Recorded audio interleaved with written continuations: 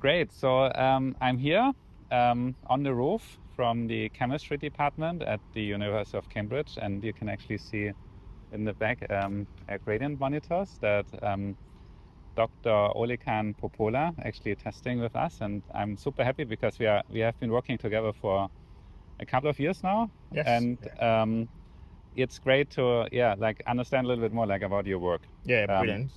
Perfect. So I have a couple of questions. So the first one is what do you think are the most pressing air quality challenges we face globally? Yeah, that's an interesting question, Achim. I think right now, what I would say is the main challenge of air quality globally, but also in Global South, would be awareness. And following on from that, when you're aware of the issue, the next thing is how do you monitor the problem? Mm-hmm. And this is where the issue of monitoring and having data comes into play. So for me, having the awareness is vital, and the more we can push out the information about the problem of air quality, and particularly in vulnerable parts of the world like the Global South, like you mentioned, where the issue can be both natural but also man-made, then putting this awareness and the impact of climate change also would make it even worse as we go into the future. So that's a key thing for me, and availability of data. So with low-cost sensors getting more and more popular, Mm-hmm.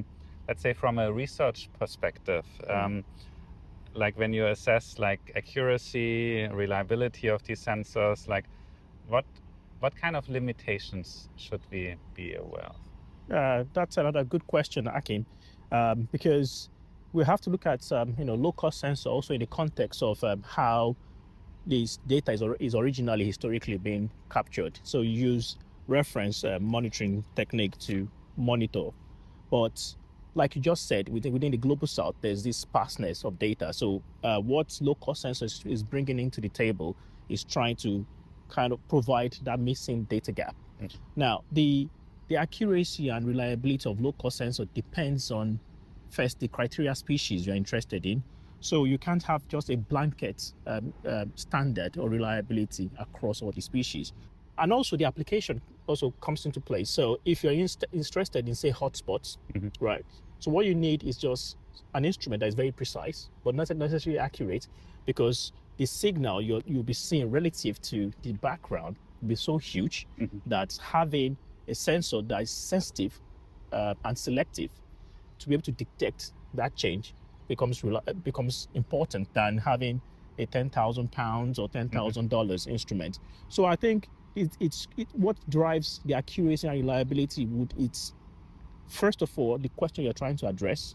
So if you're trying to complement the existing reference data, then you need to push the accuracy of the device you're using. So for instance, like NO2, this is one of those important species in the global north, and in order to get data that's close to true world, you need a lot of both software and hardware modification on the design of the sensor. So all in all, for PM, for instance, is one of those species that has lend itself to what I'll say, it's depending on the technology you choose, is lend itself to be very good in terms of accuracy, mm-hmm. if you correct for some environmental factors, mm-hmm. like temperature, humidity, and it's actually opened up data availability and globally for PMs as a species. To summarize in terms of reliability and accuracy, I think one, you have to know the question you're trying to address and whether it's important for you to improve the accuracy to meet that question. So difference is horses mm-hmm. for courses, so I would say. And I think also probably if you have a reference instrument like somewhere mm-hmm. close by, no? Yes. Then I think there are also methods to kind of continuously verify or calibrate your low-cost network. Yes, definitely. And I agree. I think one of those what we can think of as operational method, at least in the global north, is to always have some reference instrument around your network you're designing if you can, because that would ground truth your measurement. But like in the global south, the availability of reference data is very limited, and even if you have it, it's probably just for one species. So there is always that trade-off between getting information from the measurement itself and trying to make it very accurate, which goes back again to whether you're trying to bring awareness in. So I'm curious, like, Lekan, what brought you to Cambridge, and like how did you kind of end up in air quality research? Like, was that can you tell me a little bit about that background? Thanks, Achim. It's a very interesting story. As I come from the global south, originally from Africa, originally from Nigeria, and one of the challenges in this part of the world is you have people that are willing to do research, but there's the funding and is not readily available. So, and the instrumentation to actually do some of this research is not readily available. And atmospheric chemistry, when I started, is one of those very new field, at least from where I come from. And I thought I can come to the West, get some research experience here. And I decided to go for a topic, in this case, air quality, but focusing on using a low-cost sensor, because actually it's a kind of resource and capacity that we can actually transfer back. And one anecdote that I would say is when I was doing my PhD, I did a short study of air quality within Lagos. The level of carbon monoxide that I saw in part of my city was orders of magnitude higher than what we see in the West here. This kind of technology can have a huge impact on the awareness and information that it can give to policymakers, stakeholders, to actually be able to drive change and inform interventions. We have the strong focus on providing more equality to the global south. So Yes. I hope that a lot of these monitors end up actually in Nigeria. Yes. As well. And then and that's kind of closing the loop. You help us actually developing something, and then hopefully we can bring it back to your country as well to create the awareness and hopefully reduce the air pollution. Yes, I think it's what you're doing is really, really timely, and I don't know. I mean, I don't have to say this to you. You get interest from people in the global south asking that. We've got lack of data here. How can you help us? And I think trying to make this open source and also readily available to people that are very keen to actually do something about air pollution it's vital. Yeah. Great. So we currently develop a new monitor, and it's a super exciting project for us, Lekan, because I'm always saying we are kind of moving up the food chain a little bit. I mean, the monitors behind are like the ones we have since 2 years with measuring PM and CO2, which is relatively easy.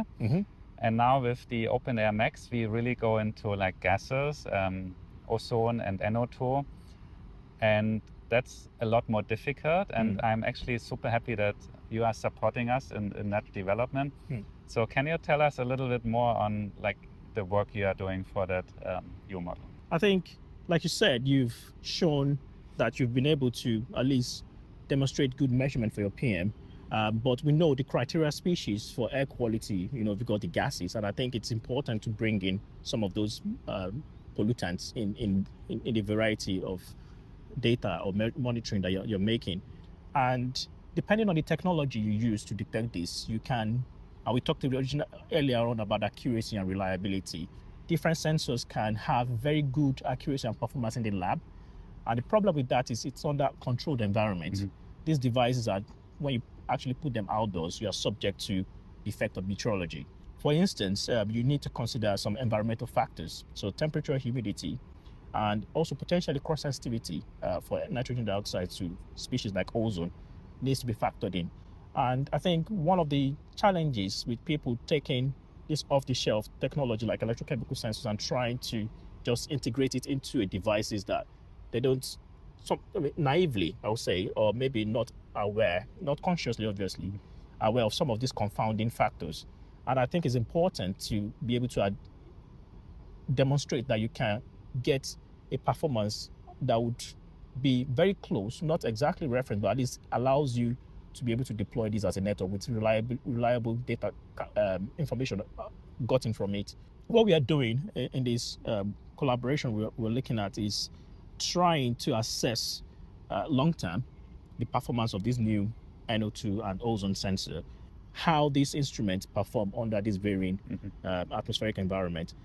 Yeah, I'm looking forward, like once we have the like the more prototypes of the OpenMX to really deploy it like into a lot of different conditions from very cold to very hot, and hopefully then really tune the algorithms to have a very good device. Yeah.